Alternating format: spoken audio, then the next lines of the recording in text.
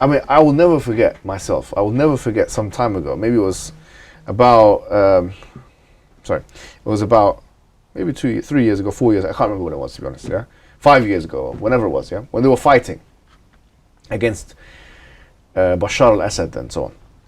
And this guy called a Jawlani, who was the leader of Jabhat al-Nusra at the time. And Jabhat al-Nusra was another group which is connected to Al-Qaeda. Okay, so imagine. And their leader is Ayman al-Zawahiri. Ayman al-Zawahiri, the Egyptian doctor. He was their leader. And Abu Bakr al-Baghdadi, who's the leader of ISIS, he wasn't on the scene at those times. And a Jawlani, he was being interviewed in Al Jazeera. You can find this interview online. I'll never forget this. He was asked, he said, the ISIS, what they're doing is they're taking our women and children as slaves. And I thought, this is unbelievable. Like, can you imagine, you are like literally friends with, you're fighting with, you're eating with, you're praying with, you're playing with, your kids are playing with their kids, whatever it is, you are one group. And all of a sudden, you are one group. This shows you the implosive nature of Takfirism. That you end up fighting your own friend, your own Takfiri friend. That like he's like you in your inclination, but you end up fighting him. He's your first, in fact, he's your first target. He's your first target. You're right next to Israel. You're not far away from them. But imagine what this does to you, right? Instead of thinking, we need to go and fight, I don't know, the Israeli occupiers or these or the Zionists.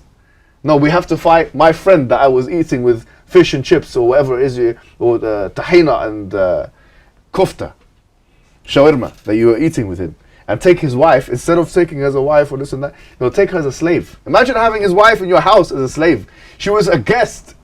Can you imagine this? She might have been a guest 2 weeks ago. Now she's a slave. This is a laughable ideology, wallah. It is a laughable ideology. Tell me if this makes any sense. That's why ISIS, it genuinely is. I don't even think the Muwahhidun potentially would have done something like this. This is crazy stuff, man. What arguments must you be making in order to convince us of this? Who on earth would be convinced with this? How can you be convinced with this? How can you be convinced with this? How could anybody be convinced with this? These are Muslim people, praying, fasting, everything. Do you really think if Ibn Taymiyyah was around, he would endorse this? Like, Ibn Taymiyyah, Muhammad ibn Abdul Wahhab himself, Uqsum Billah, I don't think he would endorse that. Let's be honest, I don't think he would. To be fair, that's next level stuff.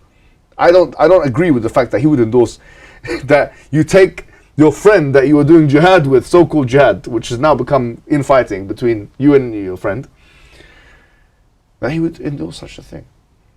This is mind-boggling how people believe in this.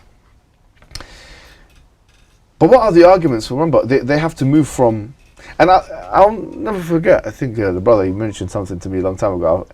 I remembered it. Yeah, he mentioned something to me a long time ago, and I was actually, subhanallah, I was actually reading this hadith today. I was actually reading it. Wallahi, somehow I was reading Bukhari today, and I was reading this hadith today, and I'm sure many of you know this hadith. Yeah, the hadith of the woman who tortured the cat and then she ended up in hellfire.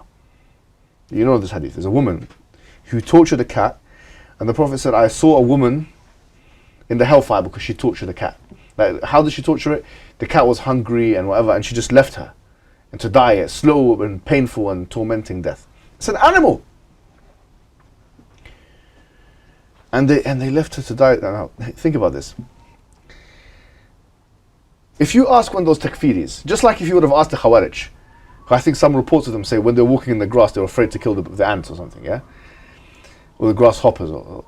You ask the takfiri, you ask an ISIS supporter, what is the hukum of killing a cat or torturing a cat?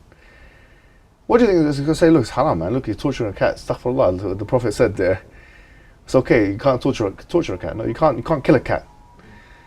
But you can torture a human being and kill a human being. Now, in what world does that make sense?